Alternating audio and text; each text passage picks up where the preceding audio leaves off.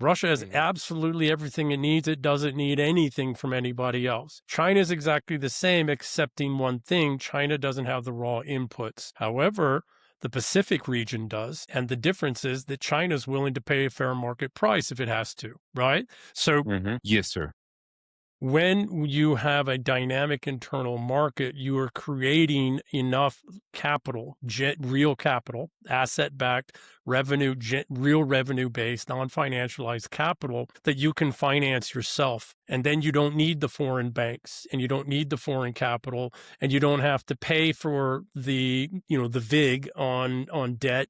You don't have to be beholden to some foreign power that might or might not give you a loan or give you the CapEx investment that you need, unless you do things the way that they want to, et cetera. So you remove their controls, you remove a bleed off of the growth of the capital going external that's not going back to work inside, et cetera. So when you have an internally dynamic economy, and each one of the states in the United States initially were conceived as that, as their own independent, thriving, that they would have their own internal struggles, their own internal market, pricing, right? Price discovery and, innovation, development discovery, productivity discovery. And the states would be doing that internally, and the federal government would just regulate between them to make sure that, they weren't doing unfair stuff or criminal stuff between each other. And that internal competition between the states was the dynamic engine that drove this country until the Civil War, when that was crushed and the federal government became the power and then increased that. And that's when we started to see these multi-state, you used to see,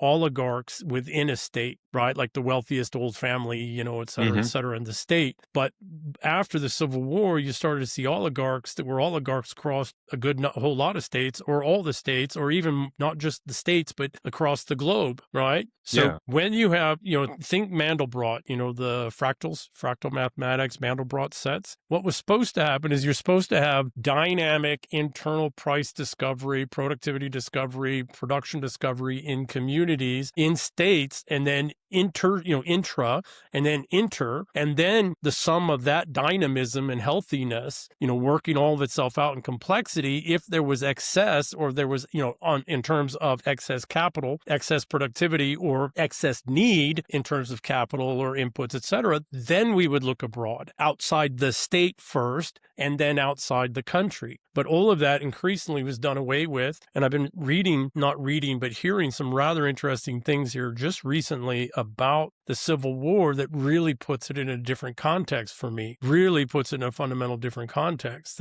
Me too. Right? I want to hear what what have you found? That what the Civil War was really about, if the South could have done it, was to break the United States up. That was one thing. Yes. But that's not what the Southern states were fighting over. What the Southern states were fighting over was actually what was constitutional, and that was states' rights. Because those were being eroded and taken away. And when I look at it in that context, not in terms of succession and slavery and all this other bullshit that people say, right? But when I look at it in terms of, was the Civil War the first real constitutional fight in the United States, and did we lose that constitutional fight? I can't help but say yes and yes. We lost states' rights. We lost that internal dynamism and that internal, competition with it, elite competition within states in the Civil War. And since then, the constitutionality, the fundamental constitutionality, which is a federated republic, that's what the Constitution's really about, went away, and power went to the federal government. And we've decreasingly seen intrastate, so within a state, competitiveness ever since. It seemed to me that they had a bunch of backup plans for it. I just published the latest one, The Sovereign Mind.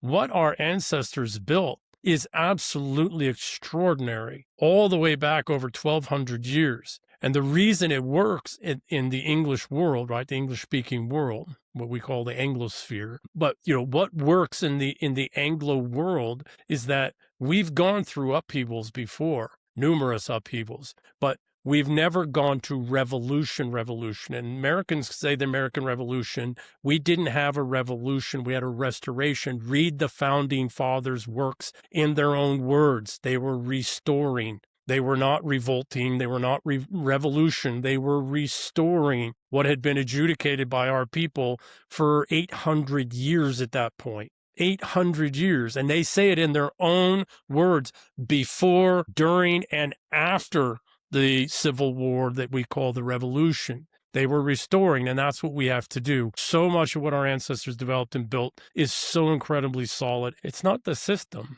See, systems don't matter. It's the enforcement. It's how is the system enforced, and they control the enforcement. The system's What about fine. trust?